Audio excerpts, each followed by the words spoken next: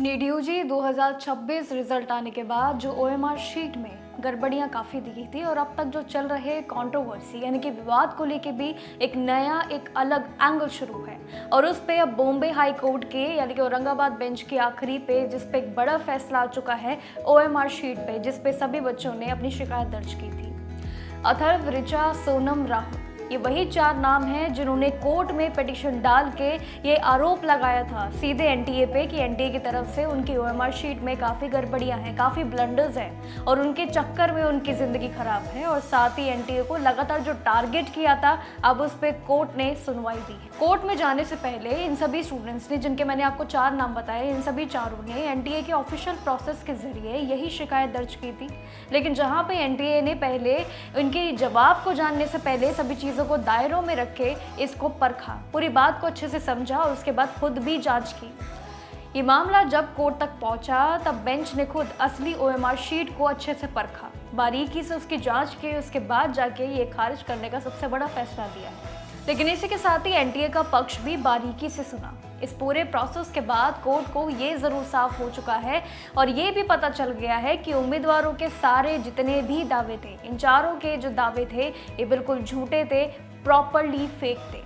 और इस सच्चाई के बाद अब कोर्ट भी पूरी तरीके से अलर्ट पे है, जहां पे उम्मीदवारों की पिटीशन को मेरिट के आधार पे बिल्कुल पूरी तरीके से खारिज कर दिया है। और जबकि बाकी के जो उम्मीदवारों ने खुद ये ओएमआर शीट पे कंप्लेंट डाली थी, पिटीशन जो डाली थी, उन्होंने वापस भी ले ली इस माहौल को देख के, क्योंकि उम्मीदवारों ने बिना किसी सॉलिड प्रूफ के ये झूठे दावे सीधे किस पे कसे, एनटीए पे। और जिसके बाद अब कोर्ट का रवैया बहुत चेंज हो चुका है।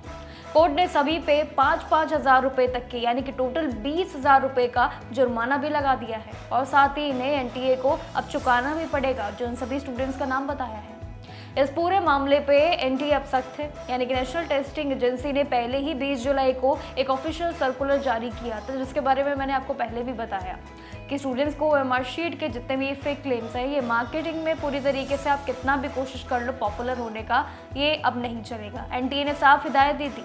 लेकिन इस पूरे फैसले के बाद बिल्कुल अब ये साफ हो गया है कि बिना किसी पक्के इरादे के और पक्के आधार पे एनटीए या फिर ओएमआर सिस्टम पे सवाल उठाने से पहले सोचना स्टूडेंट्स के लिए बहुत ज़रूरी होगा, बारीकी से पहले सोचना होगा। लेकिन इससे ये बिल्कुल तय है कि लीगल एक्शन अब उन सभी स्टूडेंट्स पे लिए जाएंगे जिन्होंने ओएमआर शीट पे गलत दावों पे एनटीए को निशाना बनाया था। कहीं ना कहीं एनटीए पूरी तरीके से साबित हो चुका है कि एनटीए की बिल्कुल भी गलती नहीं है। कुछ ऐसी चीज़ें हैं जिस पे एनटीए ने एक्सेप्ट किया है कि उनसे गलतियां हुई है ओएमआर शीट को लेके, लेकिन जो स्टूडेंट्स ने एंड टाइम पे जो प्रूफ दिखाए थे सोशल मीडिया पे, वो कहीं ना कहीं एआई जनरेटेड अब बिल्कुल पूरी तरीके से पाए गए हैं, जिस पर कोर्ट ने भी सुनवाई दी है। तो कहीं ना कहीं कोर्ट का फैसला भी आ चुका है, जिन पे दोनों ही पक्ष पे इन्होंने बात रखी और उसको समझा, खुद भी बारीकी से समझने के बाद ये सबसे बड़ा एक फैसला है। काफ़ी शॉकिंग है क्योंकि स्टूडेंट्स ने जिस तरीके से सहारा सभी का लिया, सभी जो लोग इसमें शामिल थे उनकी रेस में, सब इनके लिए लड़ाई लड़ रहे थे कि ओएमआर शीट में जो गड़बड़ी है, ना सिर्फ ये ओएमआर बल्कि नीट की पूरी कंट्रोवर्सी पे सब लोग जुटे हुए थे, सब लोग एक साथ थे और साथ ही ये ही मांग कर रहे थे कि नीट में सुधार होना चाहिए।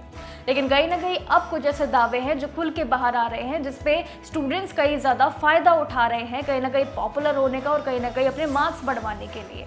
तो क्या ये कदम सही था? कमेंट सेक्शन में ज़रूर बताइएगा। बाकी एनटीए की तरफ से तो सुनवाई हो चुकी है और कोर्ट ने भी अब पूरी तरीके से स्टैंप लगा दिया है कि एनटीए पे अब ये निशाने नहीं कसे जाएंगे, जिस पे पूरी तरीके से अब ये प्रूफ सही साबित हुआ है कि सभी स्टूडेंट्स ने सबसे बड़ा प्लान बनाया था एनटीए को ज़रूर कोसने। लेकिन इसके अलावा कुछ ऐसे स्टूडेंट्स और भी हैं जिन्होंने इस पूरी पिटीशन को वापस लिया है, इस पूरे माहौल को देखते हुए कभी हम न फंस जाए। तो आपका क्या कहना है? क्योंकि सुप्रीम कोर्ट और साथ ही हाई कोर्ट अब दोनों ही इस पूरे मामले पे अब सोल्यूशन निकालने के लिए तैयार है। तो कहीं ना कहीं बातें अब बहुत धीरे धीरे सामने आ रही है। लेकिन आपका क्या कहना है? इस फर्दर अपडेट्स के लिए ज़रूर देखते रहिएगा जागरण जोश।